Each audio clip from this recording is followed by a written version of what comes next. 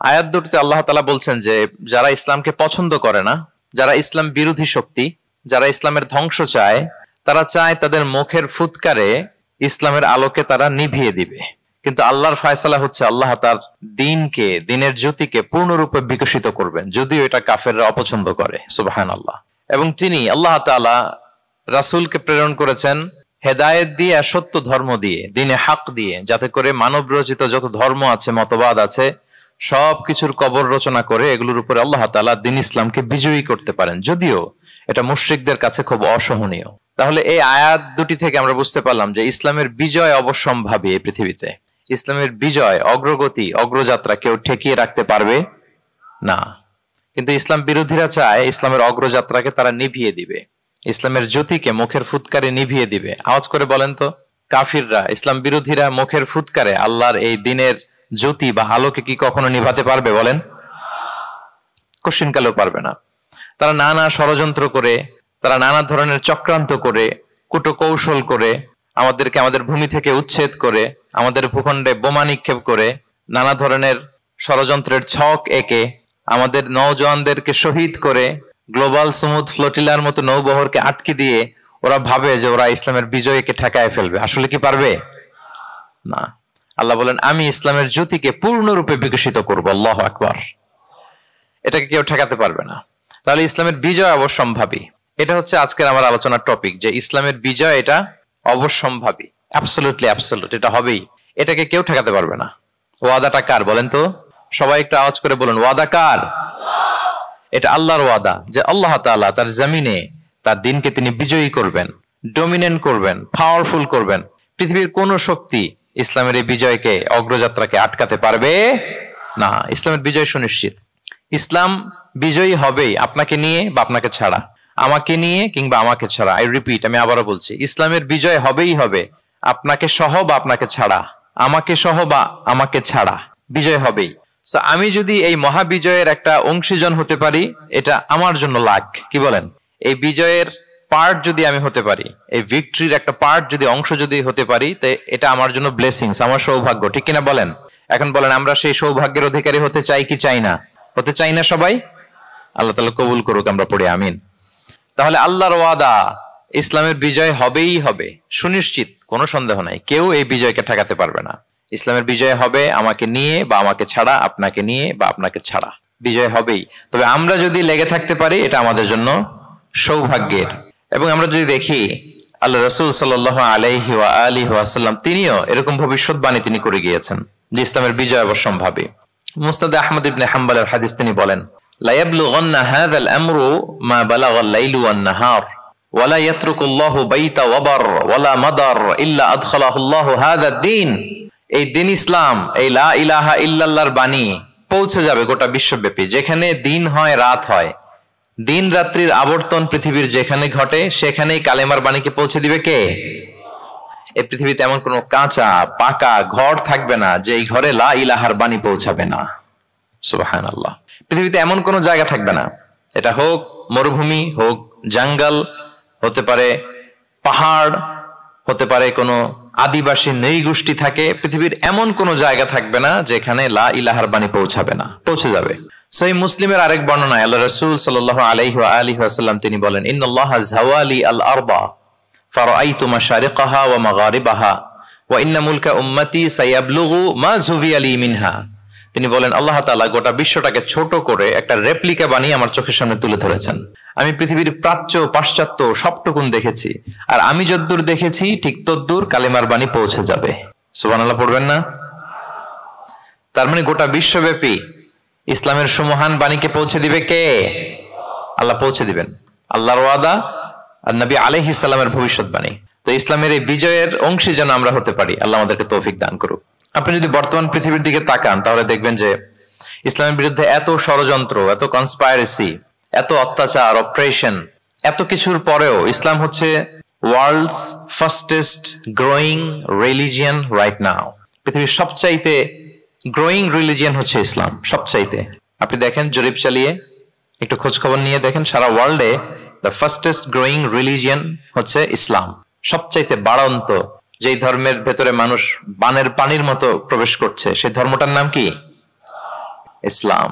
মানুষ প্রবেশ করছে বানের পানির মতো। আপনি পশ্চিমা বিশ্বে দেখেন, প্রতি জুমাবারে অনেক অমুসলিম, নন মুসলিম, ইহুদি, খ্রিস্টান, এইথিস্ট, সংশয়বাদী, অ্যান্টাগনিস্ট, তারা এসে শাহাদা বাণী পড়ে মুসলমান হয়ে যাচ্ছে প্রতি জুমাবার। নারী পুরুষ নির্বিশেষে, আস্তিক নাস্তিক নির্বিশেষে প্রতি জুমাবারে তারা এসে শাহাদা পড়ে মুসলমান হয়ে যাচ্ছে। এটা তো মসজিদের খবর। রাস্তাঘাটেও আমাদের পশ্চিমা বিশ্বের দায়ীরা রাস্তার মধ্যেও দাওয়াতি কাজ করে, আলহামদুলিল্লাহ। এটাকে স্ট্রিট দাওয়া বলে। এই যে এরকম টেবিল নিয়ে বসে কোরআনের ট্রান্সলেশন নিয়ে, কিছু ইসলামের সহজ সরল বই নিয়ে তারা নন মুসলিমদের সাথে ইসলাম নিয়ে কথা বলে। আর ওরা খুব ফ্রেন্ডলি মানুষের সাথে মেশে কথা বলে, ফলে ইজিলি তাদেরকে অ্যাপ্রোচ করা যায়।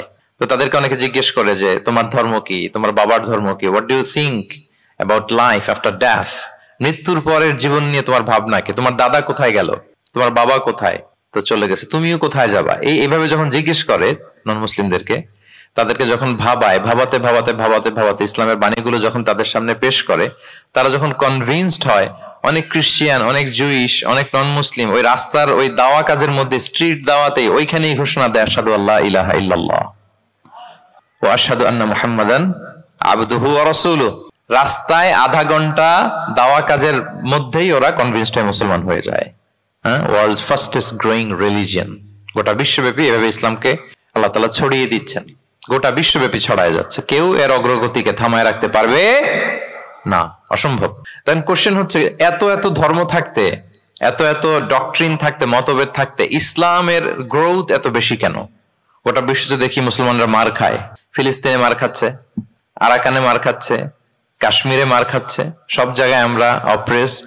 তারপরেও মানুষের এত অ্যাট্রাকশন কেন ইসলামের প্রতি? ইসলাম থেকে তো মানুষ ভয়ে ভাগার কথা ছিল। ইসলামোফোব যেভাবে তারা ডিজাইন করেছে ওয়ার্ল্ড ওয়াইড, ইসলামের ব্যাপারে একটা ভীতি যেভাবে আন্তর্জাতিকভাবে ছড়িয়ে দেওয়া হয়েছে, এখন তো ইসলাম থেকে দূরে যাওয়ার কথা ছিল, কি বলেন? কিন্তু তার বিপরীতে বানের পানির মতো মানুষ ইসলাম ধর্মে ঢুকছে, লা ইলাহা পড়ে তারা সৌভাগ্যবান হচ্ছে। এর কারণটা কি? আজকে আমরা এই কারণটা উদ্ধার করবার চেষ্টা করবো, যে কেন হওয়ার কথা ছিল ইসলামের কথা শুনলে মানুষ ভয় পাবে না, সে নন মুসলিমরাই ইসলামের সুশীতল সুমহান বাণীর নিচে আশ্রয় নিচ্ছে। এর কারণটা কি? এই কারণগুলো আজকে আমরা বলবো। যে সমস্ত কারণে ইসলামের এই জয় জয়কার, যে সমস্ত কারণে অমুসলিমরা ইসলামের প্রতি অ্যাট্রাক্টেড হচ্ছে, যে সমস্ত কারণে মানুষ অন্য ধর্ম ছেড়ে মুসলিম হওয়ার জন্য পাগল পাড়া, এই কারণগুলো আজকে আমরা একটু অ্যানালাইসিস করব। এর মধ্যে এক নাম্বার কারণ হচ্ছে, আমার সুপ্রিয় দক্ষিণ কোরিয়া প্রবাসী ভাইয়েরা, এক নাম্বার কারণ হচ্ছে ইসলাম বা ইসলামী যে মতবাদ, এটা হচ্ছে ভেরি ন্যাচারাল। আমাদের ধর্মটা হচ্ছে ভেরি ন্যাচারাল রিলিজিয়ন। এটা খুবই স্বভাবজাত, খুবই স্বভাবজাত, রুচিসম্মত আর কি, পরিবেশ সম্মত, স্বাস্থ্যসম্মত, রুচিসম্মত, স্বভাবজাত। এটা মানতে, শুনতে, বুঝতে খুব সহজ। এটা আমাদের জীবনের সাথে খুব যায়। আরবিতে এটাকে বলে দীনুল ফিতরা। কি বলে? দীনুল ফিতরা, মানে এটা ফিতরাতের ধর্ম। এই ধর্মের উপরই মানুষকে আল্লাহ তাআলা তৈরি করেছেন। এটা যখন সুন্দরভাবে কারোর সামনে প্রেজেন্ট করা হয়, এটা তার কাছে এলিয়েন মনে হয় না, বরং বেশ আপন মনে হয়। এর কারণ হচ্ছে রুহের জগতে আমরা এরকম একটা কনফারেন্সে জয়েন করেছিলাম। সাইয়েদনা আদম আলাইহিস সালামের পৃষ্ঠদেশ থেকে যারা আমরা বনি আদম হয়ে পৃথিবীতে আসবো, তাদের রুহগুলোকে একত্রিত করে আল্লাহ এরকম একটা কনফারেন্সে কভেনেন্ট করেছিলেন, চুক্তি। তিনি আমাদের জিজ্ঞেস করেছিলেন যে আলাস্তু বিরাব্বিকুম, আমি কি তোমাদের রব নই? আমরা তখন স্বীকারোক্তি দিয়ে এসেছিলাম, আমরা বলেছিলাম ক্বালু বালা শাহিদিনা, হ্যাঁ আপনি আমাদের রব। তার মানে রুহের জগতেই আমরা আমাদের রবকে চিনে এসেছি, ইসলামকে চিনে এসেছি রুহের জগতেই। ফলে দুনিয়াতে যখন কেউ সুন্দর করে কোন অমুসলিমের সামনে ইসলামকে পেশ করে, প্রেজেন্ট করে, তার কাছে ইসলামকে বড্ড চেনা চেনা লাগে, ইসলামকে বড্ড আপন আপন লাগে। কারণ ইসলাম তার কাছে নতুন না, সে তো অনেক আগে ইসলামের সাথে পরিচিত হয়ে এসেছে। সুবহানাল্লাহ। রুহের জগতেই সে ইসলামকে চিনে এসেছে, ইসলামের সাথে একটা ইন্টারাকশন তার রুহের জগতেই ছিল। ফলে দুনিয়াতে যখন চমৎকার ভাবে কারোর সামনে ইসলামকে প্রেজেন্ট করা হয়, ইসলামকে তার কাছে অপরিচিত লাগে না, এলিয়েন মনে হয় না, বরং বড্ড আপন আপন লাগে তার কাছে ইসলামকে। ফলে সহজে সে ইসলামকে গ্রহণ করতে পারে। তাহলে এটাকে বলা হয় ফিতরাত। ফিতরাতাল্লাহিল্লাতী ফাতারান নাসা আলাইহা লা তাবদীলা লিখালকিল্লাহ। আল্লাহর প্রকৃতির অনুসরণ করো। আল্লাহ বলেন যে প্রকৃতির উপর আল্লাহ তাআলা মানুষকে বানিয়েছেন, আল্লাহর সৃষ্টি কাঠামোতে কোনো পরিবর্তন নেই। তাহলে সবাই এই ফিতরাত ইসলামের উপরই জন্মায়। অন্য হাদিসে আল্লাহ রাসূল সাল্লাল্লাহু আলাইহি ওয়াসাল্লাম বলেন যে মা মিন মাউলুদিন ইল্লা ইউলাদু আলাল ফিতরাহ ফাআবাওয়াহু ইউহাউবিদানিহি আও ইউনাসসিরানিহি আও ইউমাজ্জিসানে, মানে সব মানুষ ইসলামের উপর জন্মায়, পরে তার মা বাবারা হয়তো তাকে ইহুদি বানায় বা হিন্দু বানায় বা অগ্নি উপাসক বানায়, কিন্তু তার আসল ধর্ম হচ্ছে ইসলাম। আওয়াজ করে বলেন তো, আসল ধর্ম কি? আসল ধর্ম ইসলাম। সে ফিতরাতের উপর জন্মগ্রহণ করেছে, এমনিতেই বাই ডিফল্ট তার মনটা ইসলামের দিকে টানে। এই পৃথিবীতে যা কিছু ভালো, যা কিছু কল্যাণকর, যা কিছু আমাদের সাথে খাপ খায়, সুইট করে, সহজে সুইটেবল হয়, এটাই ফিতরাত। এটাই কি? ফিতরাত। তো সব মানুষ ফিতরাতের উপর জন্মেছে, ইসলামের উপর জন্মেছে। মেরাজের রাতে রাসূল সাল্লাল্লাহু আলাইহি ওয়াসাল্লামকে 2টা পেয়ালা দেয়া হয়েছে। তিনি বললেন, উতি চুবি ইনা আইন, আমাকে জিব্রাইল আলাইহিস সালাম 2টা বাটি দিল বা পেয়ালা দিল। ফি আহাদিহিমা লাবান ওয়া ফিল আখারি খামর, এর একটার মধ্যে ছিল দুধ আর একটা মদ। আমি দেখতে পাচ্ছিলাম না কোনটাই কি। আমাকে যখন দেয়া হলো ফা আখাযতুল লাবান, আমি দুধের বাটি নিলাম। তখন জিবরিল আলাইহিস সালাম বললেন, আসবতাল ফিতরা, আপনি ফিতরাতটাই নিয়েছেন, মানে যেটা ভালো ওইটাই নিয়েছেন, যেটা আপনার সাথে সুইট করে ওইটাই নিয়েছেন। সুবহানাল্লাহ পড়েন। তাহলে ইসলাম হচ্ছে দ্বীনুল ফিতরাহ, এটা ফিতরাতি ধর্ম, এটা অতিরিক্ত চাপিয়ে দেয়া না, এটাই আমাদের ধর্ম। এজন্য ইসলামকে প্রেজেন্ট করলে আমাদের সামনে সুন্দরভাবে, এটা আমাদের কাছে অস্বাভাবিক মনে হয় না, খুবই স্বাভাবিক মনে হয়, ভেরি ন্যাচারাল মনে হয় ইসলামকে আমাদের কাছে। এটা হচ্ছে ফিতরাতের ধর্ম। এই কারণে অমুসলিমরা ইসলামের প্রতি আকৃষ্ট হচ্ছে, কারণ ইসলাম মানা, ইসলাম বোঝা, ইসলামকে প্র্যাকটিস করা মানুষের জন্য সহজ। এটা স্বভাবজাত ধর্ম, তার এটা ভেরি ন্যাচারাল, প্রাকৃতিক, রুচিসম্মত, স্বভাবসম্মত। এজন্য ইসলামের প্রতি মানুষ আকৃষ্ট হয়। এই পয়েন্টটাকে সবাই বুঝতে পেরেছেন? দ্বীনুল ফিতরা বুঝতে পেরেছেন সবাই? আচ্ছা, এটা হচ্ছে ন্যাচারাল রিলিজিয়ন, এই কারণে মানুষ আকৃষ্ট হয়। 2 নাম্বার, ইসলামের প্রতি এত আকৃষ্ট হওয়ার কারণ হচ্ছে দ্য ইউনিভার্সালিটি অফ ইসলাম। আরবিতে এটাকে বলে আল উমুম, মানে ইসলামের সার্বজনীনতা। ইসলাম হচ্ছে ভেরি ওপেন মাইন্ডেড রিলিজিয়ন, সবাইকে অ্যাকোমোডেট করতে পারে। পৃথিবীতে যত ফেইথ আছে, Islam is more accommodative than any other faith. যে কোনো ফেইথ বা বিশ্বাসের চেয়ে ইসলাম ভেরি অ্যাকোমোডেটিভ, সবার জন্য খোলা। The door of Islam is open for everybody 24/7। যখনই কেউ আসতে চায় ইসলামে, ওয়েলকাম। একজন খ্রিস্টান ভাই যদি বলে যে আমি মুসলিম হতে চাই, তার জন্য কোনো বাধা আছে বলেন? আমাদের পক্ষ থেকে কোনো না আছে নাকি? আচ্ছা, কোন ইহুদি যদি বলে মুসলিম হব, কোনো সমস্যা? কোন নাস্তিক যদি বলে, কোন পাহাড়ি নৃগোষ্ঠী চাকমা যদি বলে, কোনো সমস্যা আছে? কিন্তু আপনি যদি বলেন যে আমার ইহুদি হতে বড্ড মন চায়, আমি এখন মুসলিম তো আমি ইসলাম ছেড়ে দিয়ে ইহুদি হতে চাই, ইহুদি হতে পারবেন? পারবেন না। যদি জেনে না থাকেন জেনে নেন, চাইলেই কেউ ইহুদি হতে পারে না। ইহুদি হতে হয় বাই বর্ন, জন্মসূত্রে। তাও আবার বাবা ইহুদি হইলে হবে না, কি আজীব তামাশা। মা ইহুদি হইতে হবে। ইহুদি মায়ের পেট থেকে যদি কেউ জন্মায় তাইলে সে ইহুদি। কিন্তু আমাদের ধর্মে এরকম নিয়ম আছে বলেন তো? না। তাহলে ইসলামটা হচ্ছে সার্বজনীন, এখানে কোনো সাম্প্রদায়িকতা নেই, কারণ ইসলাম সকল সম্প্রদায়ের জন্য এসেছে। আলহামদুলিল্লাহ পড়েন। ইসলামের সাম্প্রদায়িকতা আছে না, এটা সকল সম্প্রদায়ের জন্য এসছে। যেমন দেখেন, ইসলামের রব আল্লাহ তাআলাকে আল্লাহ কিভাবে পরিচয় করায় দিচ্ছেন। আল্লাহ বলছেন সূরা ফাতিহার শুরুতে, আমরা প্রতিদিন এটা রিসাইট করি, আমরা পড়ি আলহামদুলিল্লাহি রাব্বিল, সবাই পড়েন আলহামদুলিল্লাহি রাব্বিল আলামিন। প্রশংসা সেই আল্লাহর যিনি হচ্ছেন রব্বুল আলামিন, মানে জগৎ সমূহের রব। তিনি সবার রব। কার রব? সবার রব। তিনি কিন্তু বলেন না আলহামদুলিল্লাহ রব্বিল মুসাল্লিন, তিনি শুধু মুসল্লিদের রব বলছে। রব্বিল মুসলিমিন, শুধু মুসলিমিনদের রব বলছে। হ্যাঁ, রব্বুল হাজিন, শুধু হাজি সাহেবদের রব বলছে না। তিনি কি বলছেন? রব্বিল আলামিন। তাহলে তিনি গোটা জগতের রব, সবার রব তিনি। ইসলামের দরজা সবার জন্য খোলা। দ্য ইউনিভার্সালিটি অফ ইসলাম যে আপনাদেরকে বুঝাচ্ছি, আল উমুম, খেয়াল করে দেখেন যে আল্লাহ যখন নিজের পরিচয় দিচ্ছেন তিনি বলছেন আমি সবার রব। তিনি কার রব? তিনি সবার রব। আলহামদুলিল্লাহ রাব্বিল আলামিন। এবং রাসূলুল্লাহ সাল্লাল্লাহু আলাইহি ওয়া আলিহি ওয়াসাল্লামের পরিচয় যখন আল্লাহ তাআলা করায় দিচ্ছেন, তখন আল্লাহ বলছেন ওয়ামা আরসালনাকা ইল্লা রাহমাতাল লিল আলামিন, I have sent you as a mercy for all the worlds. নবী হে, আপনি গোটা বিশ্বের সবার জন্য রহমত। সুবহানাল্লাহ। আল্লাহ বলছে যে শুধু মুসলমানদের জন্য রহমত? কথা বলেন। শুধু আরবদের জন্য রহমত? শুধু সাদা চামড়ার মানুষদের জন্য রহমত? শুধু পুরুষদের জন্য রহমত? রহমত কাদের জন্য বলেন তো দেখি, বুঝে থাকলে। আল্লাহর হাবিব সাল্লাল্লাহু আলাইহি ওয়াসাল্লাম কাদের জন্য রহমত বলেন তো সবাই? সবার জন্য রহমত। দেখেন ইউনিভার্সালিটি অফ ইসলাম, ইসলাম যে সবার জন্য। আচ্ছা, আল্লাহও সবার, রাসূলও সবার। এবার ইসলামের কিতাব কোরআনের দিকে যদি খেয়াল করি, কোরআনের পরিচয় দিতে যে আল্লাহ তাআলা বলেছেন ইন হুয়া ইল্লা যিকরা লিল আলামিন, নিশ্চয়ই কোরআনটা হচ্ছে জগৎবাসীর জন্য যিকরা, উপদেশ, রিমাইন্ডার। তাহলে কোরআনও সবার জন্য নাকি শুধু আমাদের? প্রিয় ভাইরা, কোরআন কি শুধু আমাদের বই? না, এটা হিন্দু ভাইদেরও বই, এটা নাস্তিকদেরও বই, এটা বুদ্ধিস্টদেরও বই, তাদের হেদায়েতের কথাও এখানে আছে। এটা সবার বই, এটার ওনারশিপ সবার, এটা আমাদের সবার। তাহলে দেখেন, আমাদের রব সবার, আমাদের রাসূল সবার, আমাদের কিতাব সবার। তাহলে ইসলামে কোনো সংকীর্ণতা নেই, ইসলামে কোনো সাম্প্রদায়িকতা নেই, কোন সম্প্রদায়ের জন্য ইসলাম আসেনি, ইসলাম এসেছে সবার জন্য। আলহামদুলিল্লাহ পড়েন। তাহলে দ্য ইউনিভার্সালিটি অফ ইসলাম, এটা ক্লিয়ার না সবার কাছে? বুঝতে পেরেছেন? তাহলে কেন ইসলাম দ্য ফাস্টেস্ট গ্রোয়িং রিলিজিয়ন, গোটা বিশ্বে সবচাইতে বেশি গ্রো হচ্ছে ইসলামের?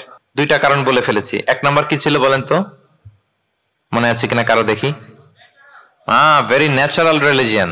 কে বলছে ন্যাচারাল? দেখি, এই মাশাআল্লাহ, কি উনি শুধু বুঝলো নাকি, আর বাকিরা বললেন না? যে এক নাম্বার কি ছিল?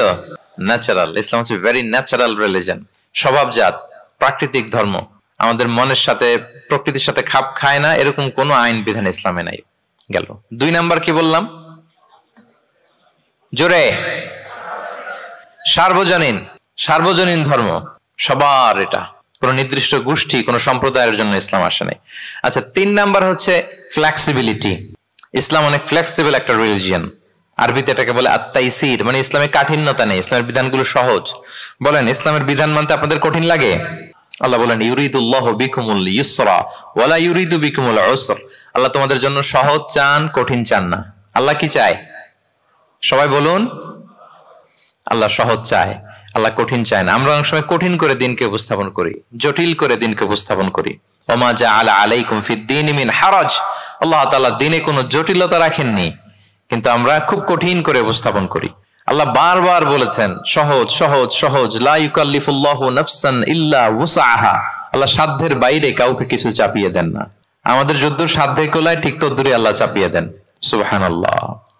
ইসলাম কত সহজ, কতটা সহজ আমি আপনাদেরকে বুঝিয়ে বলছি, আপনারা একটু মনোযোগ দিয়ে শুনুন। একটা ছোট্ট হাদিস আপনাদের সাথে শেয়ার করি। ইসলাম কতটা সহজ আপনারা একটু শুনলেই বুঝতে পারবেন। এক সাহাবী আল্লাহ রাসূল সাল্লাল্লাহু আলাইহি ওয়া আলিহি ওয়াসাল্লামের কাছে এসে তিনি বললেন, ইয়া রাসূলুল্লাহ, হালাকতু ইয়া রাসূলুল্লাহ, হে রাসূল আমি তো শেষ। আমি তো, শুনতেছেন, মনোযোগ আছে? আমি তো শেষ। রাসূল সাল্লাল্লাহু আলাইহি ওয়াসাল্লাম বললেন, ওমা আহলাকা, কি হয়েছে তোমার?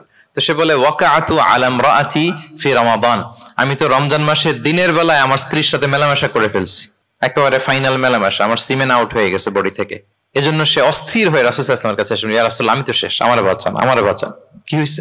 বলে, দিনের বেলায় রমজানে স্ত্রীর সাথে মেলামেশা, ইন্টিমেসি নিষেধ, আমি তো ইন্টিমেসিতে চলে গেছি, আমার কি হবে, আমারে বাঁচান। তো আপনারা জানেন যে ইচ্ছাকৃত যদি কেউ রোজা ভাঙে, আমি আপনাদেরকে বোঝাচ্ছি হচ্ছে ফ্লেক্সিবিলিটি। ইসলাম যে কতটা ফ্লেক্সিবল এটা আগে মাথায় রাখেন, যে what is the essence of flexibility in Islam. কতটা ফ্লেক্সিবল ইসলামের নিয়ম কানুন আর তাইসির। ইচ্ছা করে যদি কেউ রোজা ভাঙে, তার বিধান হচ্ছে তার কাজাও করতে হবে, কাফফারাও দিতে হবে। কাজা মানে একটা রোজার জন্য আরেকটা রোজা, আর কাফফারা হচ্ছে হয় তাকে একটা দাস আজাদ করতে হবে, অথবা তাকে 60টা রোজা রাখতে হবে টানা, অথবা 60 জন মিসকিনকে খাওয়াতে হবে। তো সে যখন এসে বললো, ইয়া রাসূলুল্লাহ আমাকে বাঁচান, কি করবো আমি? রাসূল সাল্লাল্লাহু আলাইহি ওয়াসাল্লাম বলেন, আচ্ছা ঠিক আছে, তুমি এই কাজ করে ফেলছো, তোমার তো পেনাল্টি হয়েছে। তো পেনাল্টি কি? তো বলে যে, রাসূল সাল্লাল্লাহু আলাইহি ওয়াসাল্লাম বলেন যে তুমি একটা দাস আজাদ করে দাও। বলে, ইয়া রাসূলুল্লাহ এই সক্ষমতা আমার নাই, আমি দাস আজাদ করবো কোত্থেকে? আচ্ছা, এটা পারবা না, তো তাহলে টানা 60টা রোজা রাখো কাফফারা হিসেবে, টানা 60 দিন রোজা রাখতে হবে, রমজান চলে যাওয়ার পরে 60 দিন রোজা, এটা রাখো। বলে, ইয়া রাসূলুল্লাহ এটাও পারবো না, আমি টানা 60 দিন রোজা আমি রাখতে পারবো না। আচ্ছা, এটাও যদি না পারো, তাহলে তুমি 60 জন মিসকিনকে খাবার খাইয়ে দাও। এবার সে বলে, ইয়া রাসূলুল্লাহ খাবারও খাওয়াতে পারবো না আমি, এই সামর্থ্য নাই। কি বিপদ! দাস আজাদ এটাও পারবা না, টানা 60টা রোজা এটাও পারবা না, 60 জন মিসকিনকে খাবার দিবা তাও পারবা না। তো কি আর করা, বসো, এক পাশে বসো। বসে আছেন, উনি অন্যান্য কাজ সারতেছেন। হঠাৎ এক ঝুড়ি খেজুর রাসূল সাল্লাল্লাহু আলাইহি ওয়াসাল্লামের কাছে আসলো, এক ঝুড়ি সাদাকার খেজুর। আসার পর রাসূল সাল্লাল্লাহু আলাইহি ওয়াসাল্লাম বললেন, ওই লোকটা কই যে এই কাজ করে ফেলছে? তাকে নিয়ে আসা হলো। রাসূল সাল্লাল্লাহু আলাইহি ওয়াসাল্লাম বললেন, যাও, দাসও আজাদ করতে পারবা না, 60টা রোজাও রাখতে পারবা না, 60 জন মিসকিনকে খাবারও দিতে পারবা না, তাহলে এক ঝুড়ি খেজুর আমার দরবারে আসছে, চ্যারিটির সাদাকার খেজুর, যাও এগুলো গরিবদের মাঝে বিতরণ করে দাও, তাসাদ্দাক বিহা ফিল মাদিনা, মদিনায় বিতরণ করে দাও। এবার সে বলে, আলা আফকারা মিন্না ইয়া রাসূলুল্লাহ, ইয়া রাসূলুল্লাহ আমার চেয়ে গরিব কাউকে দিতে হবে? রাসূল সাল্লাল্লাহু আলাইহি ওয়াসাল্লাম বললেন, হ্যাঁ গরিব কাউকে দিবা। বলতেছে, এই পুরো মদিনাতে আমার চেয়ে গরিব আর কেউ নাই। কি বিপদ! তোমার চেয়ে গরিব আর কেউ নাই। বলতেছে আমি সবচাইতে মদিনায় গরিব। বলতেছে তাহলে কি আর করবো, যাও তুমিই খাও, নিয়ে যাও বাসায়, তুমি আর তোমার ফ্যামিলির সবাই মিলে এটা খাও। চিন্তা করেন, আসছিল পেনাল্টি দিতে, নিয়ে গেল এক ঝুড়ি, কথা বোঝা নাই, নিয়ে গেল এক ঝুড়ি খেজুর। দেখেন what is the flexibility of Islam. Islam কতটা ফ্লেক্সিবল, মানুষের সুবিধা অসুবিধাকে ইসলাম কতটা গুরুত্ব দেয়। আমরা ইসলামকে বোঝানোর ক্ষেত্রে, এক্সপ্লেইন করার ক্ষেত্রে এগুলো মাথায় রাখি না। তাহলে ইসলামের এই যে ফ্লেক্সিবিলিটি যখন কোনো নন মুসলিম দেখে, এই হাদিস যদি কোনো নন মুসলিম পড়ে, আপনি বলেন সে কি আর অন্য ধর্মে থাকতে পারবে? যে একটা ধর্ম এত ফ্লেক্সিবল হয় কি করে, এত ফ্লেক্সিবল। এভাবে আপনি যদি দেখেন যে রাসূল সাল্লাল্লাহু আলাইহি ওয়াসাল্লাম খুব সহজ করে দিন ইসলামকে উপস্থাপন করেছেন। কাউকে যখন তিনি কোনো দায়িত্ব দিয়ে কোথাও পাঠাতেন, তখন তিনি একটা বিখ্যাত কথা বলে দিতেন। সবসময় বলতেন যে বাশশিরু ওয়ালা তুনাফিরু, ইয়াসসিরু ওয়ালা তুআসসিরু। তোমরা মানুষকে সুসংবাদ দাও দিনের ব্যাপারে, মানুষকে ভয় দেখিও না, দিন থেকে ভাগিও না। ইয়াসসিরু, তোমরা দিনকে সহজ করে প্রেজেন্ট করো, ইসলামকে জটিল করে মানুষের সামনে কখনো প্রেজেন্ট করো না। ফ্লেক্সিবিলিটি। আল্লাহ রাসূল সাল্লাল্লাহু আলাইহি ওয়া আলিহি ওয়াসাল্লাম তিনি একবার মসজিদে নববীতে বসা, এক বেদুইন আসলেন। বেদুইন, নোমাডিক গায়, বেদুইন যার মধ্যে সভ্যতার ছোঁয়া লাগেনি। তো সে মসজিদে ঢুকেই উঠে চড়ে আসলেন, উটটাকে মসজিদের পিলারের মধ্যে বেঁধে রাসূল সাল্লাল্লাহু আলাইহি ওয়াসাল্লামকে সালামও দিচ্ছে না। কি দিচ্ছে না? সালামও দিচ্ছে না, কথাও বলতেছে না। মসজিদে ঢুকে পিলারের মধ্যে উটটাকে বেঁধে 2 রাকাত নামাজ পড়া শুরু করছে। 2 রাকাত নামাজের পরে দোয়া করতেছে। কি দোয়া জানেন? দোয়ায় বলতেছে আল্লাহুম্মা আরহামনি ওয়া মুহাম্মাদা ওয়া লা তারহাম মা'আনা আহাদা। মানে আল্লাহ তুমি শুধু আমাকে রহম করো আর মুহাম্মদ সাল্লাল্লাহু আলাইহি ওয়াসাল্লামকে রহম করো, আমাদের দুইজনের সাথে আর কাউরে তুমি রহম করো না। বেদুইন হলে যা হয়, তার যে এটিকেটস অফ দোয়া, দোয়ার যে আদব, অন্যের জন্য দোয়া করলে যে নিজের লাভ, এটা ভুলে গেছে। আপনারা এটা জানেন তো যে অন্যের জন্য দোয়া করলে লাভ? জানেন? আপনি যদি এক ভাইয়ের জন্য দোয়া করেন যে আল্লাহ সে অসুস্থ, তুমি তাকে সুস্থ করে দাও, ফেরেশতারা বলতে থাকে আল্লাহ যিনি এই দোয়াটা করলেন তার কোনো অসুস্থতা থাকলে আগে তুমি তাকে সুস্থ করে দাও। ধরেন যে আপনার এক ভাই দারিদ্রের কষাঘাতে জর্জরিত, টাকা পয়সা না, আপনি দোয়া করলেন যে আল্লাহ আমার ভাইটা আর্থিক সমস্যায় আছে, তার আর্থিক সমস্যা দূর করে দাও। ফেরেশতারা দোয়া করে আল্লাহ যিনি দোয়া করলো তার যদি আর্থিক সমস্যা থাকে তুমি আগে তার আর্থিক সমস্যা দূর করে দাও। সুবহানাল্লাহ, সুবহানাল্লাহ বিহামদি। তো এক লোক এই হাদিসের ফজিলত শুনে ইফতারির পূর্ব মুহূর্তে, যেহেতু দোয়া কবুল হয়, তার ওয়াইফ ইফতারি তৈরি করতেছে, এই হাদিসের ফজিলত শুনে এক লোক তার বন্ধুর জন্য দোয়া করতেছে যে আল্লাহ আমার বন্ধুটার তো এখনো বিয়ে হয় নাই, তুমি সুন্দরী রূপবতী একটা স্ত্রীর ব্যবস্থা করে দাও আল্লাহ আমার বন্ধুর। এই দোয়া শুনে তার স্ত্রী তো রেগে মেগে আগুন, সেই ইফতারি রেখে দিয়ে এসে বলে এই এত বড় সাহস, কি দোয়া করো এসব উল্টাপাল্টা। স্বামী বলে কি দোয়া উল্টাপাল্টা, কি দোয়া করলাম? আমি তোমার বন্ধুর জন্য দোয়া করছি যে আল্লাহ তারে তুমি রূপবতী সুন্দরী স্ত্রীর ব্যবস্থা করে দাও। তো ওয়াইফ বলে এই তুমি কি মনে করছো আমি হাদিসটা জানি না যে অন্যের জন্য ভালো কোনো দোয়া করলে আগে এটা নিজের জন্য কবুল হয়? সুবহানাল্লাহ। দেখেন ইসলামের বিধান কত সুন্দর। আপনি অন্যের কল্যাণ কামনা করলে এটা, এই কল্যাণ ফিরে আপনার দিকে আসে আগে। সুবহানাল্লাহ। তো ওই বেদুইনের এটা জানা ছিল না, সে এসে দোয়া করতেছে আল্লাহুম্মা আরহামনি ওয়া মুহাম্মাদা ওয়া লা তারহাম মা'আনা আহাদা। আল্লাহ তুমি শুধু আমারে রহম করো আর মুহাম্মদ সাল্লাল্লাহু আলাইহি ওয়াসাল্লামকে রহম করো, আমাদের দুজনের সাথে আর কাউরে রহম করো না। রাসূল সাল্লাল্লাহু আলাইহি ওয়াসাল্লাম তাকিয়ে বলেন হায় রে, একটা প্রশস্ত বিষয়কে সে সংকীর্ণ করে ফেললো। আফসোস করে বলতেছে, কারণ আল্লাহর দরবারে রহমের কি কোনো ঘাটতি আছে বলেন তো? আল্লাহর দরবারে রহমতের কোনো কমতি আছে? নাই। রাসূল সাল্লাল্লাহু আলাইহি ওয়াসাল্লাম বলে সে তো সবাইকে ইনক্লুড করতে পারতো। আচ্ছা গেল, দোয়া শেষে এবার সে মসজিদে নববীর মাঝখানে বসে পেশাব করা আরম্ভ করছে। এবার তো সাহাবারা রেগে মেগে আগুন, কি এত বড় সাহস, মসজিদে নববীর মাঝখানে পেশাব, সবাই উদ্ধত হচ্ছে, তাকে মারতে যাবে। রাসূল ইসলাম সবাইকে সামলালেন, থামালেন, বললেন দাও, রাখো, ছাড়ো, আগে সারতে দাও। কারণ কেউ যখন ওয়াশরুম সারে মাঝখানে তাকে ডিস্টার্ব করা যায় না, এটা তার ক্ষতি হবে। রাসূল ইসলাম বললেন রাখো, লেট হিম পাস ইউরিন, তাকে কাজ সারতে দাও। সে কাজ সারলো। এবার রাসূল ইসলাম বললেন ও হারিকু আলা বাউলিহি সাজলান মিন মা, তার পেশাবের উপর এক বালতি পানি ঢেলে দাও, দিয়ে ফেললো। এবার রাসূল সাল্লাল্লাহু আলাইহি ওয়াসাল্লাম বললেন ইন্নামা বুইসতুম মুয়াসসিরিন ওয়া লাম তুবআসু মুআসসিরিন। হে সাহাবারা মনে রাখো তোমরা সহজপন্থী হিসেবে প্রেরিত হয়েছে, তোমরা কট্টরপন্থী হয়ে পৃথিবীতে প্রেরিত হও নাই। সুবহানাল্লাহ। তাহলে যে কোনো জিনিসের সলিউশন আপনার সহজভাবে করতে হবে, এটাকে জটিল বানানো যাবে না। আমরা অনেক সময় জটিল থেকে জটিল করি। তখন এই বেদুইনকে রাসূল সাল্লাল্লাহু আলাইহি ওয়াসাল্লাম ডেকে বললেন আচ্ছা তুমি যে কাজটা করলে, মসজিদে নববীর মাঝখানে পেশাব করলে, এটা কি ঠিক হলো? তুমি কি জানো এটা আল্লাহর ঘর, এটা আমাদের মদিনার কমিউনিটির ইবাদত গাহ, এখানে আমরা আল্লাহর ইবাদত করি, আল্লাহর জিকির করি, আল্লাহর কিতাব তেলাওয়াত করি, এটা কি তোমার ঠিক হলো? এইভাবে যখন আদর দিয়ে পরম মমতায় তাকে বুঝিয়ে বলা হলো, সে লজ্জিত হয়ে মাথা নিচু করে ফেললো। সুবহানাল্লাহ। রাসূল সাল্লাল্লাহু আলাইহি ওয়াসাল্লামের কাছে ক্ষমা চাইল। তাহলে প্রিয় সুধী, আপনি কোমলতা ভালোবাসা দিয়ে যা জয় করতে পারবেন, কঠোরতা দিয়ে সেটা পারা যায় না, খেয়াল রাখবেন। ভালোবাসা দিয়ে যেভাবে আপনি মানুষের হৃদয় জয় করতে পারবেন, কঠোরতা দিয়ে পারবেন না। এজন্য ইসলাম ফ্লেক্সিবিলিটিতে বিশ্বাস করে। ফ্লেক্সিবিলিটি, লা ইউকাল্লিফুল্লাহু নাফসান ইল্লা উসআহা। আল্লাহ সাধ্যের বাইরে কাউকে কখনো কিছু চাপিয়ে দেয় না। এজন্য ইসলামকে সহজ করে উপস্থাপন করতে বলেছেন তিনি। মুআয ইবনে জাবাল রাদিয়াল্লাহু তাআলা আনহুকে রাসূল সাল্লাল্লাহু আলাইহি ওয়াসাল্লাম একবার ইমাম বানিয়ে পাঠালেন একটা এলাকায়। তো ওই এলাকার লোকেরা ছিল শ্রমজীবী সাহাবী, শ্রমজীবী। উট ব্যবহার করে সেখান থেকে কুয়া থেকে পানি নিয়ে খেজুর গাছের মধ্যে দিত। সারাদিন যখন কষ্ট করতো, হার্ড ওয়ার্কিং করতো, বিকেলে ক্লান্ত হয়ে পড়তো। তো উনি মাগরিবের নামাজে সূরা বাকারা দিয়ে একবার তেলাওয়াত শুরু করলেন। সূরা বাকারা কোরআনের সবচাইতে ছোট সূরা নাকি সবচাইতে বড়? তো উনি যখন বাকারা দিয়ে নামাজ শুরু করলেন, এক শ্রমজীবী সাহাবী এসে আর কন্টিনিউ করতে পারছেন না, এত লম্বা কেরাত কিভাবে পারবেন, তো ক্লান্ত শ্রান্ত পরিশ্রান্ত। উনি রেগে নামাজ ছেড়ে দিয়ে একা একা নামাজ পড়ে রাসূল সাল্লাল্লাহু আলাইহি ওয়াসাল্লামের কাছে যে অভিযোগ করলেন, নালিশ করলেন। বললেন, ইয়া রাসূলুল্লাহ, দেখেন এমন একজনকে ইমাম করে আমাদের এলাকায় অ্যাসাইন করেছেন, উনি মাগরিবের নামাজে পড়তেছেন সূরা বাকারা, আর আমরা সবাই শ্রমজীবী কৃষিজীবী মানুষ। রাসূল সাল্লাল্লাহু আলাইহি ওয়াসাল্লাম রেগে গেলেন। মুআয ইবনে জাবালকে ডেকে বললেন, মুআয আফাতানুন আনতা ইয়া মুআয, তুমি কি ফিতনা ছড়াচ্ছ সমাজে? তোমাকে পাঠিয়েছি কমিউনিটির ইউনিটি ধরে রাখার জন্য। আফাতানুন আনতা ইয়া মুআয, হে মুআয, তুমি কি সাব্বিহ ইসমা রাব্বিকাল আ'লা এই সূরা পারো না? ওয়াশ-শামসি ওয়া দুহাহা এই সূরাটা পারো না? ওয়াদ-দুহা ওয়াল-লাইলি ইযা সাজা এটা মুখস্থ নাই? এই ছোট ছোট সূরাগুলো থাকতে তুমি বাকারা দিয়ে পড়তে গেলা কেন? সুবহানাল্লাহ, সুবহানাল্লাহ, আল্লাহু আকবার। দেখেন ইসলাম কতটা ফ্লেক্সিবিলিটিতে বিশ্বাসী। সহজ করে ইসলাম সবকিছু উপস্থাপন করে। এজন্য নন মুসলিমরা যখন দেখে যে ইসলামের মধ্যে এরকম ফ্লেক্সিবিলিটি আছে, তারা ইসলামের প্রতি আকৃষ্ট হয়। আলহামদুলিল্লাহ। আচ্ছা বলেন তো, বিয়েতে মোহরানা দেয়া কি? সবাই বলুন। একজন বলছে ফরজ। সবাই বলুন, বিয়েতে মোহরানা দেয়া কি? ওয়া আতুন নিসা সাদাকাতিহিন্না নিহলা। সানন্দ চিত্তে স্বামীদেরকে আল্লাহ বলছেন, তোমরা তোমাদের মোহরানা ডৌরি দিয়ে দাও, দিতেই হবে। অনেকে এটা দেয় না, ঠিক না, দিয়ে দিতে হবে। তো দেয়া ফরজ। মোহরানা দেওয়ার মতো অর্থ এক সাহাবীর নাই। এক সাহাবী বলেন, ইয়া রাসূলুল্লাহ, বিয়ে করব, মোহরানা আছে? নাই। তো না থাকলে কি বিয়ে করবা কি করে?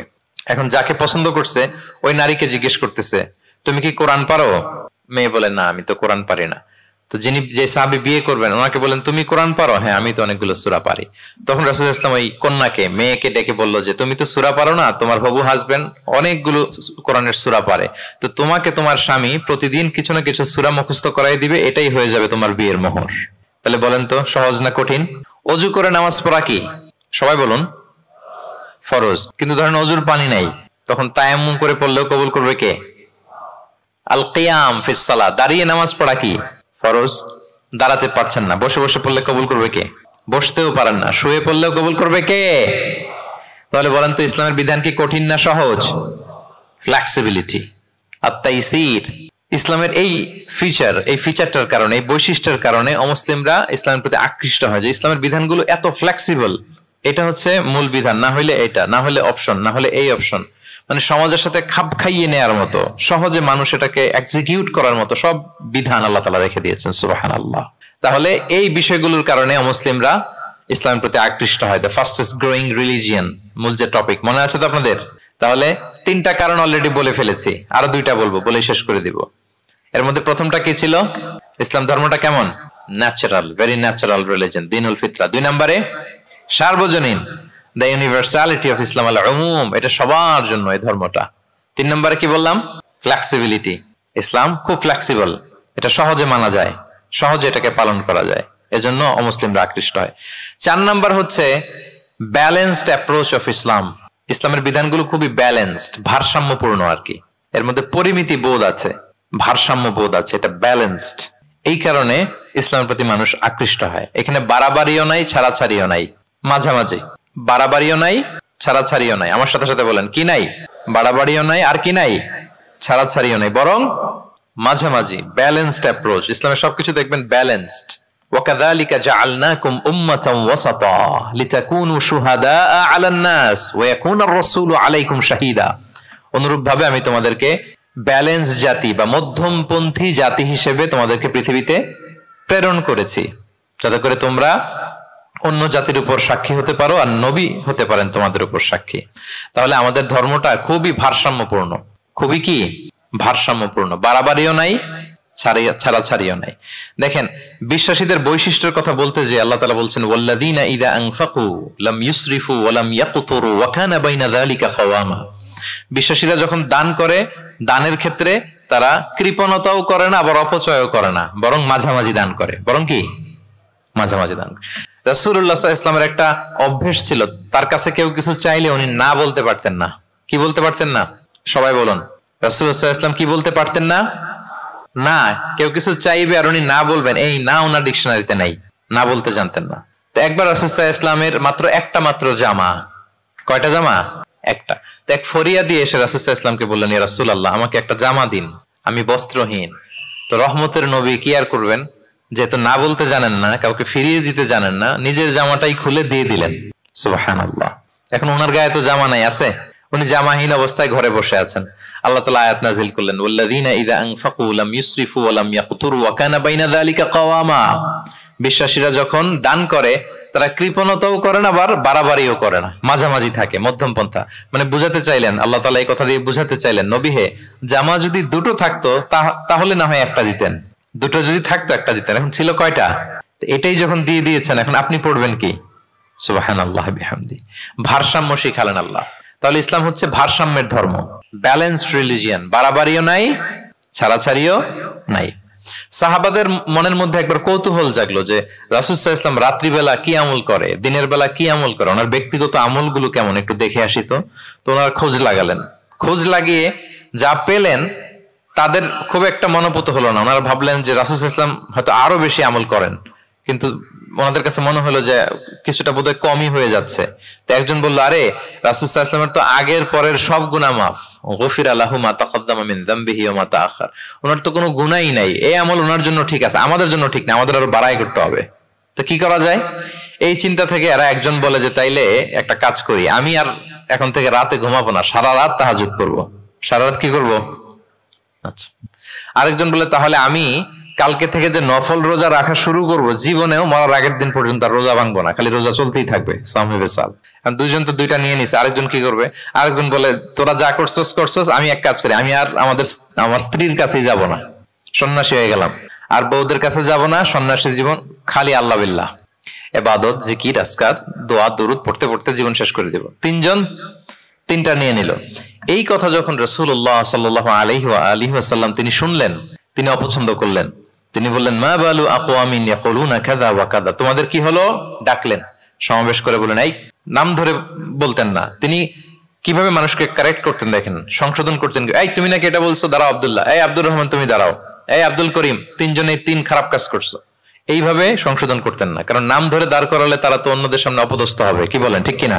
নাম না ধরে তাদের কাজ নিয়ে বললেন যে মা বালু আকওয়ামিন ইয়াফআলুনা কাযা ওয়া কাযা, মা বালু আকওয়ামিন ইয়াকুলুনা কাযা ওয়া কাযা। আচ্ছা, তোমাদের মধ্যে কয়েকজন নাকি এই কাজের ঘোষণা দিছো, তোমাদের মধ্যে কয়েকজন। তাহলে যেই তিনজন দিছে এরা তো বুঝে ফেলছে যেগুলো আমাদের কি বলতেছে, ঠিক কিনা বলেন?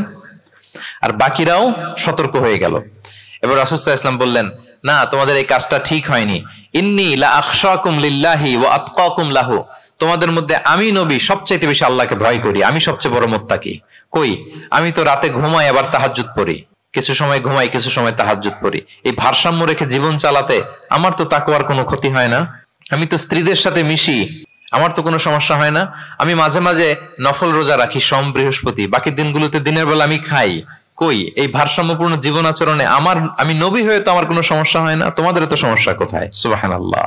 তাহলে রাসূল সাল্লাল্লাহু আলাইহি ওয়াসাল্লামের চাইতে যদি কেউ বড় মুত্তাকি হতে চায়, হতে পারবে বলেন তো? না। সেই নবী রাতে কখনো নির্ঘুম থাকতেন না, only except the last 10 days of Ramadan. রমাদানের শেষ 10 রাতে রাসূল সাল্লাল্লাহু আলাইহি ওয়াসাল্লাম ঘুমাতেন না। আর সারা বছরের রুটিন হচ্ছে এশার পরেই ঘুম দিয়ে এরপর রাসূল সাল্লাল্লাহু আলাইহি ওয়াসাল্লাম শেষ রাতে তাহাজ্জুদ পড়তেন। মানে ঘুমোতেন আবার নামাজ পড়তেন, ব্যালেন্সড। ইবাদত করতেন, স্ত্রীদের সাথেও মিশতেন, মাঝে মাঝে রোজা রাখতেন, আবার মাঝে মাঝে না রেখে খাবার খেতেন দিনের বেলা। সুবহানাল্লাহ। তাহলে এটাকে বলে the balanced approach of Islam. আরবিতে বলে আল ওয়াসাতিয়াতু ওয়াল ইতিদাল, মানে মধ্যমপন্থী থাকা, ভারসাম্যপূর্ণ থাকা। ইসলামের অনন্য একটা বৈশিষ্ট্য হচ্ছে এই আল ওয়াসাতিয়া, মানে দ্য ব্যালেন্সড অ্যাপ্রোচ, ভারসাম্যপূর্ণ জীবন বিধান। এগুলো যখন অমুসলিমরা দেখে তারা অবাক হয়ে যায়। সম্মানিত সুধী, আপনারা যদি ঈসা আলাইহিস সালামের ব্যাপারে আমাদের আকীদা দেখেন, বিশ্বাস, তাহলে আরো ক্লিয়ার হবেন যে আমরা অন্য ধর্মের চেয়ে কিভাবে ভারসাম্যপূর্ণ। খেয়াল করে শুনুন, খুব মজার ঘটনা, মজার ব্যাপার।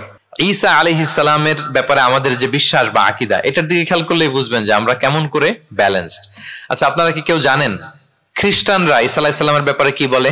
কেউ জানেন? জানলে বলুন। আল্লাহর, নাউযু বিল্লাহি মিন যালিক, ওনারা ঈসা আলাইহিস সালামকে বলে আল্লাহর ছেলে, the son of God, Jesus Christ is the son of God, আল্লাহর ছেলে, নাউযু বিল্লাহ। তাহলে দেখেন ওনার সম্মান বাড়াইতে বাড়াইতে কোথায় নিছে? খোদার চেয়ারে নিয়ে বসাইছে, তাই না? ঈসা আলাইহিস সালামকে খ্রিস্টানরা কোথায় বসাইছে? আল্লাহর চেয়ারে, আল্লাহর সন্তান বানাই ফেলছে, নাউযু বিল্লাহ। তাহলে বাড়াবাড়ি করলো, কি করলো? ঈসা আলাইহিস সালামের ব্যাপারে খ্রিস্টানরা কি করলো? বাড়াবাড়ি। আচ্ছা, আপনারা কি জানেন ইহুদিরা ঈসা আলাইহিস সালামের ব্যাপারে কি বলে? কেউ জানেন? তারা ঈসা আলাইহিস সালামকে ওয়ালাদু জিনা বলে, বাস্টার্ড বলে, নাউযু বিল্লাহ। কি বলে? জিনার সন্তান, মানে জারদ সন্তান বলে আল্লাহর এই নবীকে ইহুদিরা। তাহলে ওনাকে অপমান করতে করতে ছাড়াছাড়ি, যেটা নামাতে নামাতে কত নিচে নামাইছে দেখছেন? তাহলে এক ধর্ম ওনারে উঠাতে উঠাতে আল্লাহর চেয়ারে, আর এক ধর্ম ওনারে নামাতে নামাতে জমিনের নিচে। আমরা কি বলি ঈসা আলাইহিস সালামের ব্যাপারে? দেখেন, আমরা বলি ঈসা আলাইহিস সালাম হচ্ছে আব্দুল্লাহি ওয়া রাসূলুহু, তিনি আল্লাহর বান্দা এবং আল্লাহর রাসূল। আল্লাহর বান্দা বলার মধ্য দিয়ে আমরা খ্রিস্টানকে রিফিউট করি, খ্রিস্টান কমিউনিটিকে, তোমরা যে আল্লাহর চেয়ারে নিয়ে বসাইছো এটা ভুল, ওইখানে না, আরো নিচে নামাইতে হবে, উনি আল্লাহর বান্দা। আর রাসূলুহু, সম্মানিত রাসূল বলে আমরা ইহুদিদেরকে রিফিউট করি, তাদের জবাব দেই যে না, তোমরা একজন নবীকে যে অপমান করে বলেছো উনি বাস্টার্ড, না, উনি রাসূলুহু, আল্লাহর প্রেরিত রাসূল, এই বলে ওনার সম্মানকে আমরা উপরে উঠাই। তাহলে একদল নিছিল ওইদিকে, ওইখান থেকে নিচে নামায় নিয়ে আসি, একদল মাটির নিচে ঢুকাই দিছে, ওইখান থেকে উপরে উঠাই নিয়ে আসি, তাহলে আমরা মাঝামাঝি থাকি। সুবহানাল্লাহ পড়বেন না? ঈসা আলাইহিস সালামের ব্যাপারে আমাদের আকীদা হচ্ছে মানহাজুল ওয়াসাতিয়্যাতি ওয়াল ইতিদাল, আমরা মাঝামাঝি থাকি। আচ্ছা, আমাদের যে বোনদের পিরিয়ড হয় প্রতি মাসে, মেনস্ট্রুয়েশনাল পিরিয়ড হয়, খ্রিস্টানরা কি করে জানেন? কোনো বাজ বিছান নাই, পিরিয়ড আর নন পিরিয়ডের কোনো বাজ বিছান নাই, সারা মাস তারা তাদের স্ত্রীদের সাথে ইন্টিমেসিতে যায়। আচ্ছা, মানে বাড়াবাড়ি করলো, ছাড়াছাড়ি করলো। আর ইহুদিরা কি করে জানেন?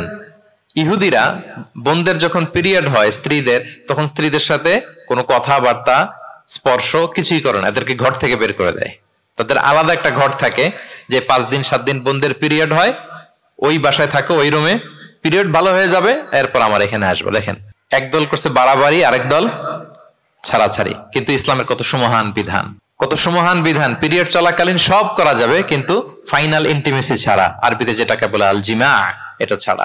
তাহলে দেখেন, এই যে ঈসা আলাইহিস সালাম এবং এই যে বোনদের পিরিয়ডের যে বিধান, এক্ষেত্রে আমাদের ভারসাম্যপূর্ণ বিধান ফুটে ওঠে, যেটাকে বলে ব্যালেন্সড অ্যাপ্রোচ অফ ইসলাম, ইসলামের ভারসাম্যপূর্ণ বিধান। তো ইসলামের এই ব্যালেন্সড অ্যাপ্রোচ যখন অমুসলিমরা দেখে, তারা ইসলামের প্রতি আকৃষ্ট হয়ে যায়। আলহামদুলিল্লাহ। তাহলে কয়টা বললাম? 1 নম্বরে ন্যাচারাল রিলিজিয়ন, 2 নম্বরে দ্য ইউনিভার্সালিটি অফ ইসলাম, সার্বজনীন, 3 নম্বরে ফ্লেক্সিবিলিটি, তাইসির, সহজ ইসলামের বিধান, 4 নম্বরে ব্যালেন্সড অ্যাপ্রোচ, ভারসাম্যপূর্ণ, বাড়াবাড়িও নাই, ছাড়াছাড়িও নাই। 5 নম্বরে সর্বশেষ আল ইনসানিয়া, এটাকে বলে রিলিজিয়ন অফ হিউম্যানিটি, ইসলাম মানবতার ধর্ম। কিসের ধর্ম? ইসলাম মানবতার ধর্ম। যখন এটা দেখে মুসলিম রাত ধরে রাখতে পারে না নিজেকে। সুবহানাল্লাহ। প্রত্যেক শ্রোতা বলবেন, অল অডিয়েন্স একসাথে বলেন, ইসলাম কিসের ধর্ম? মানবতার ধর্ম। মানুষকে ইসলাম সবচাইতে মর্যাদা দেয়। একবার এক ইহুদির লাশ যাচ্ছিল রাসূল সাল্লাল্লাহু আলাইহি ওয়াসাল্লামের সামনে দিয়ে, এই লাশ দেখে, ইহুদির লাশ দেখে নবী সাল্লাল্লাহু আলাইহি ওয়াসাল্লাম দাঁড়িয়ে গেলেন। সাহাবারা বললেন, ইয়া রাসূলুল্লাহ ইন্নাহু ইয়াহুদি, আপনি দাঁড়ালেন যে, এটা তো ইহুদির লাশ। রাসূল সাল্লাল্লাহু আলাইহি ওয়াসাল্লাম বললেন, আওয়ালাইসাত নাফসান, এটা কি মানুষ না? সুবহানাল্লাহ পড়বেন না? আওয়ালাইসাত নাফসান, হোক না ইহুদি, হোক না খ্রিস্টান, হোক না মাজুসি, অগ্নি উপাসক, সে তো মানুষ, তাকে মানুষ হিসেবে কনসিডার করে তাকে সম্মান দিতে যে আমি দাঁড়িয়েছি। সুবহানাল্লাহ বিহামদি। তাহলে মানবতাকে ইসলাম গুরুত্ব দেয়, মানুষকে ইসলাম কি করে?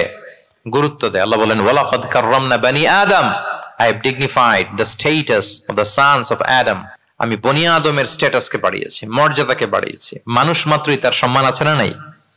দেখেন, আল্লাহ আমাদেরকে এত সম্মানিত করেছেন, ঈমান আনার ব্যাপারে আমাদেরকে কোনো জোর জবরদস্তি করেন নাই, স্বাধীনতা দিয়েছেন। আমরা ফ্রি টু অ্যাকসেপ্ট ইসলাম। ফামান শাআ ফালইউমিন ওয়া মান শাআ ফালইয়াকফুর, যে চাইবে ঈমান আনবে, না চাইলে সে কুফরি করবে।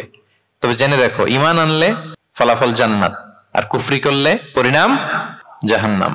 কিন্তু জোর করবো না আমি, লা ইকরাহা ফিদ্দীন, দ্বীনে জবরদস্তি নাই, বাড়াবাড়ি নাই, নো কম্পালশন ইন ইসলাম।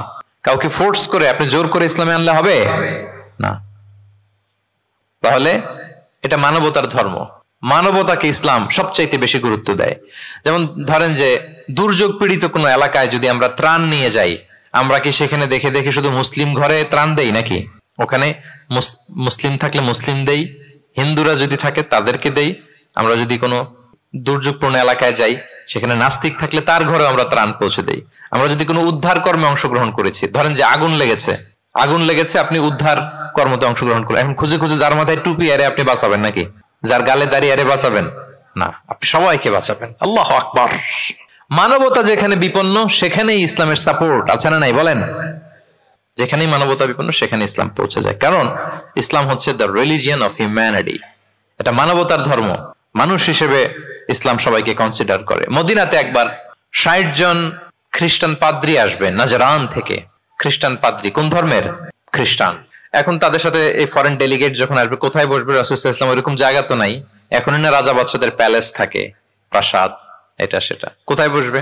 এক সাহাবী বলে, ইয়া রাসূলুল্লাহ, আমার কাছে খেজুর পাতা আছে, এটা বিছাই দেই, এটা একটা আসন করে এখানে বসি। রাসূল সাল্লাল্লাহু আলাইহি ওয়াসাল্লাম বললেন, না, এটা কেমন হয়? আরেক দল বলে যে আমাদের তো একটু সূর্য হেলে গেলেই তো উহুদ পাহাড়ের ছায়া পাওয়া যায়, ওখানে নিয়ে বসি। রাসূল সাল্লাল্লাহু আলাইহি ওয়াসাল্লাম বললেন, না, এত দামি মেহমান, ওখানে বসা যায়? বলতে না বলতে ৬০ জন খ্রিস্টান পাদ্রী চলে আসছে। এখন রাসূল সাল্লাল্লাহু আলাইহি ওয়াসাল্লাম কোথায় বসতে দিবেন? উনি উপায়ন্তর না পেয়ে তাদের সবাইকে নিয়ে মসজিদে নববীর দরজা খুলে দিলেন। ৬০ জন খ্রিস্টানকে কোথায় ঢুকতে দিলেন? মসজিদে নববী।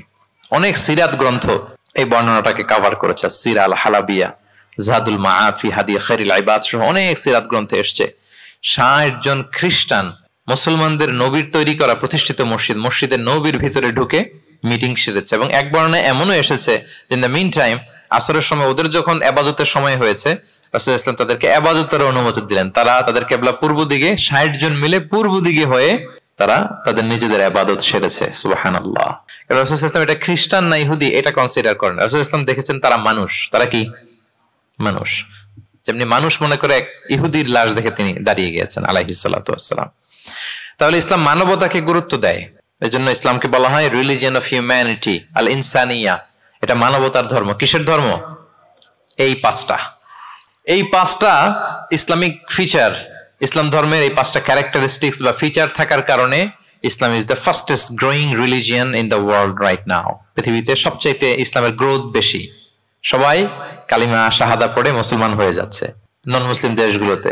আপনাদের সাউথ কোরিয়ার কথা আমি জানি না, আমি তো ওয়েস্টের অনেক দেশে গিয়েছি, অনেক জায়গায় আমাদের বন্ধুরা ইমাম খতিব হিসেবে আছে, তাদের কাছ থেকে শুনি রেগুলার নন মুসলিমরা, খ্রিস্টানরা তারা কালিমা পড়ে মুসলমান হয়ে যাচ্ছে। তাদের চার্চ গুলো তারা বিক্রি করে দিচ্ছে, চার্চ সেনাগগ গুলো বিক্রি করে দিচ্ছে। গত সপ্তাহে, তার আগের সপ্তাহে আমার জাপানে প্রোগ্রাম ছিল, এক মসজিদে আলোচনা করলাম, দেখি যে মসজিদটা খুব সুন্দর। আমি বললাম এত সুন্দর মসজিদ? বলে যে শেখ এটা আগে ক্যাসিনো ছিল। ক্যাসিনো কি ছিল? ক্যাসিনো চিনেন তো? জুয়ার আসর বসতো আর কি এখানে। বলে যে আমরা ক্যাসিনো কিনে এটার মসজিদ বানায় ফেলছি।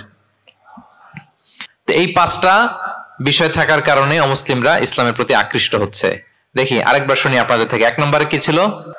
এটা ন্যাচারাল রিলিজিয়ন, এটা প্রকৃতির ধর্ম, প্রাকৃতিক স্বভাবজাত। 2 নম্বরে এটা সার্বজনীন ধর্ম, দ্য ইউনিভার্সালিটি অফ ইসলাম। 3 নম্বরে ফ্লেক্সিবিলিটি আর তাইসির, এই ধর্মের বিধান মানা একেবারে সহজ, ব্যালেন্সড অ্যাপ্রোচ, এটা ভারসাম্যপূর্ণ একটা জীবন বিধান। 4 নম্বরে। 5 নম্বরে রিলিজিয়ন অফ হিউম্যানিটি, এটা মানবতার ধর্ম। কিসের ধর্ম? মানবতার ধর্ম। এই যে দেখেন এত সুন্দর যে ইসলাম, এইভাবে যদি আমরা প্রেজেন্ট করতে পারি নন মুসলিম আমার বন্ধুদের সাথে, কলিগদের সাথে, নেইবরদের সাথে, আমার ফ্রেন্ডসদের সাথে, ওরা ইসলামের ব্যাপারে আকৃষ্ট হবে না? বলেন। ধর্মে যদি নাও আসে, ইসলামের ব্যাপারে একটা পজিটিভ আউটলুক তো তার থাকবে, কি বলেন? তো এইভাবে ইসলামকে প্রেজেন্ট করার দরকার আছে না নাই? অ্যাট্রাকটিভ প্রেজেন্টেশনের অভাবে আমরা ইসলামের কথাকে তুলে ধরতে পারি না। ওরা যে মতবাদ, ওদের যে ডক্ট্রিন, ওদের যে আইডিওলজি, ওদের যে চিন্তা চেতনা, এই বস্তা পচা মতবাদকে ওরা সুন্দরভাবে বিউটিফাই করে, ফান্ডিং করে, এমন প্যাট্রনেজের সাথে গোটা বিশ্বে আনে, চোখ ধাঁধানো মনে হয়। কিন্তু আমাদের প্রপার প্রেজেন্টেশনের কারণে আমরা ইসলামকে নন মুসলিম বন্ধুদের কাছে তুলে ধরতে পারি না। এজন্য আমরা অমুসলিম দেশে যারা থাকি, এটা আমাদের সবার দায়িত্ব। We all are the ambassador of Islam in a non Muslim land. প্রত্যেকে আমরা ইসলামিক অ্যাম্বাসেডর। আপনাকে দেখে ওরা ইসলামকে জাজ করবে। আপনি যদি মিথ্যা বলেন তো আপনার গালে দিবে না, বলবে মুসলমানরাই এরকম, ঠিক কিনা? আপনি লেনদেনে যদি কারচুপি করেন, বলবে মুসলমানরাই এরকম। এজন্য আপনাকে অ্যাম্বাসেডরের ভূমিকা পালন করতে হবে নন মুসলিম দেশে। এবং নন মুসলিম দেশে স্থায়ীভাবে যদি কেউ থাকতে হয়, তার দাওয়াতের নিয়তে থাকতে হবে। It's a must, I repeat. অমুসলিম দেশে ব্যবসা করতে যাবেন অস্থায়ীভাবে, ওকে। চাকরি, ওকে। চিকিৎসা পারপাস, ওকে। পড়াশোনা, ওকে। কিন্তু স্থায়ীভাবে যদি কোনো অমুসলিম দেশের পাসপোর্ট নিয়ে থাকতে হয়, স্থায়ীভাবে, of course it should be with the intention of দাওয়া, দাওয়াতে নিয়তে থাকতে হবে। যেমনটি রাসূল সাল্লাল্লাহু আলাইহি ওয়াসাল্লামের সাহাবারা ইসলামের সুমহান বাণীকে প্রচার করার জন্য অমুসলিম ভূখণ্ডে ছড়িয়ে পড়েছেন। এজন্য যারা পাসপোর্ট পেয়ে গেছেন সাউথ কোরিয়ার, অথবা এদেশে আছে নাকি সিস্টেম পাসপোর্ট পাওয়ার, আছে? আচ্ছা, যারা পেয়েছেন বা প্রসেসিং এ আছেন যে আমি এদেশের পাসপোর্ট নিব, অফকোর্স আপনার দাওয়াতি নিয়তে থাকতে হবে যে আমি ইসলামকে ছড়াই দিব, এই নিয়তে আছি, তাইলে থাকাটা বৈধ। তা না হলে অমুসলিম ভূখণ্ডে কোনো মুসলিম স্থায়ীভাবে বসবাস করতে পারবে? রাসূল সাল্লাল্লাহু আলাইহি ওয়াসাল্লামের ভয়ঙ্কর ধমক আছে একটা, তিনি বলেছেন আনা বারিউন মিন কুল্লি মুসলিম ইয়ুকিমু বাইনা আযহুরিল মুশরিকিন, আমি ওই প্রত্যেক মুসলমান থেকে আমি বারি, তার কোনো দায়ভার আমার নাই যে অমুসলিম ভূখণ্ডে মুশরিকদের সাথে থাকে। হ্যাঁ, গভীর হুঁশিয়ারি, সতর্কবার্তা, ওয়ার্নিং। কিন্তু যদি আপনি উইথ দ্য ইন্টেনশন অফ দাওয়াতে নিয়তে থাকেন যে এখানে আমি একটা মসজিদ করব, মসজিদের সাথে লেগে থাকবো, আমার বুদ্ধিস্ট প্রতিবেশীর কাছে আমি ইসলামের সুমহান বাণী পৌঁছে দেব, আমার কলিগদেরকে বুঝাবো দেখো ইসলাম খুব ফ্লেক্সিবল, এটা ন্যাচারাল রিলিজিয়ান, এটা মানবতার ধর্ম, এটা এমন এমন, এইভাবে আমি বুঝাবো, এই নিয়তে যদি আপনি থাকেন তাহলে আপনি এই দেশে স্থায়ীভাবে থাকতে পারবেন। কথা কি বুঝতে পেরেছেন? এখন অন্যকে ইসলাম বুঝাইতে হলে তো আগে নিজের মানতে হবে নাকি? কথা বলেন। আপনি ইসলামের দাওয়া দিবেন, এখন আপনি নিজেই ইসলাম মানে না, তাহলে হবে? আগে নিজের মানতে হবে, কি বলেন? আগে নিজের ইসলামকে কি করতে হবে? মানতে হবে। আমার প্রিয় ভাইয়েরা, Islam is our identity, Islam is our honour, আমাদের সম্মান হচ্ছে ইসলামে। উমর ফারুক রাদিয়াল্লাহু তাআলা আনহু বলতেন নাহনু কওমুন আ'আজ্জানাল্লাহু বিল ইসলাম, আমরা এমন জাতি যে জাতিকে আল্লাহ তাআলা ইসলাম দিয়ে সম্মানিত করেছে। ফাইনি বিতাগাইনাল ইজ্জাতা বিগাইরিহি আযাল্লানাল্লাহ, ইসলাম ছাড়া অন্য কোথাও যদি আমরা সম্মান তালাশ করি তাহলে আমাদেরকে অপদস্থ করে ছাড়বেন কে? একটাই মনোনীত ধর্ম আল্লাহ তাআলার কাছে, সেটা হচ্ছে ইসলাম। আওয়াজ করে বলুন, সেটা কি? ইন্নাদ দীনা ইনদাল্লাহিল ইসলাম, একমাত্র আল্লাহর কাছে the accepted only one religion to Allah, সেটা হচ্ছে ইসলাম। ওমাই ইয়াবতাগি গায়রাল ইসলামি দীনান ফালান ইউকবালা মিনহু ওয়া হুয়া ফিল আখিরাতি মিনাল খাসিরিন, ইসলাম ছাড়া অন্য কিছু যদি কেউ তালাশ করে, সেটার সাথে নিজেকে জড়ায়, আল্লাহ তাআলা কবুল করবেন না। That will not be accepted from him in the day of judgment and he will be loser minal khasirin, সে হবে লুজার, হতভাগা হবে, দুর্ভাগা হবে। তাহলে আমরা যেন ইসলামকে আমাদের শেকড় হিসেবে কনসিডার করি, আমাদের ছেলে মেয়েদেরকে যেন ইসলামী তারবিয়ার উপর আমরা গড়ে তুলি, এবং ইসলামকে যেন আমরা ভেতর থেকে সবাই লালন করি, ধারণ করি, এবং ইসলামের সুমহান বাণীকে যেন আমরা পৌঁছে দেই সবাই অন্যদের কাছে। রাজি আছেন তো সবাই? তাহলে সাউথ কোরিয়ায় যারা স্থায়ীভাবে থাকতে চান কোন নিয়তে থাকবেন? দাওয়াতের নিয়তে। We all should be a living da'i, আমরা লিভিং দাঈ হয়ে থাকবো। আমাদেরকে দেখলে, আমার চলনে বলনে কথনে, আমার ডিলিংস দেখেই যেন এই এত ভালো মানুষ, আরে এটাই তো সুন্দর, এটাই তো ইসলাম।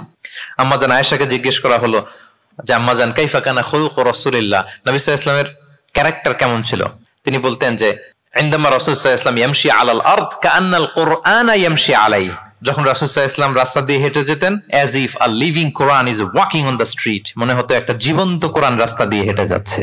তা আপনাকে দেখলেও যেন মানুষ মনে করে এটা একটা জীবন্ত ইসলাম, আপনার চলা ফেরায়, আচরণে, কাজে, লেনদেনে মনে করে যেন সেই ইসলামের একটা আইকন। কি এভাবে থাকা যাবে তো ইনশাআল্লাহ? ইসলামকে আমাদের জীবনে, পরিবারের, সমাজে আমরা পরিপূর্ণভাবে মানতে রাজি আছি তো? ছেলে মেয়েদেরকে ইসলামের উপর অটুট রাখতে সবাই রাজি আছি? আল্লাহ তাআলা আমাদের সবাইকে কথাগুলো বোঝার, আমল করার তৌফিক দান করুক। ইসলামের এই বিজয়ে যেন আমরাও শামিল হতে পারি।